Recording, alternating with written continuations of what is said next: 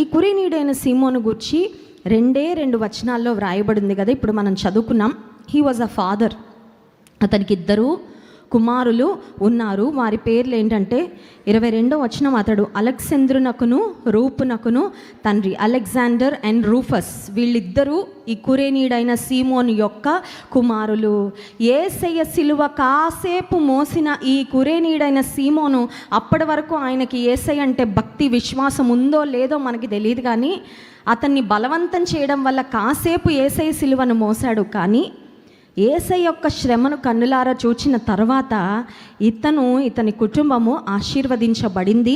వారు దేవుని మార్గంలోకి వచ్చి స్థిరపడ్డారు. దానికి రుజువు ఏంటంటే, రోమా పత్రిక ఆఖరు అధ్యాయంలో పౌలు భక్తుడు రోమా సంఘంలో దేవుని సేవలో సంఘములో పాలిభాగస్తులుగా ప్రయాసపడిన వ్యక్తుల యొక్క పేర్లను ఉదహరిస్తూ వారిని మరి అప్రిషియేట్ చేసినట్లుగా మనం గమనిస్తాము.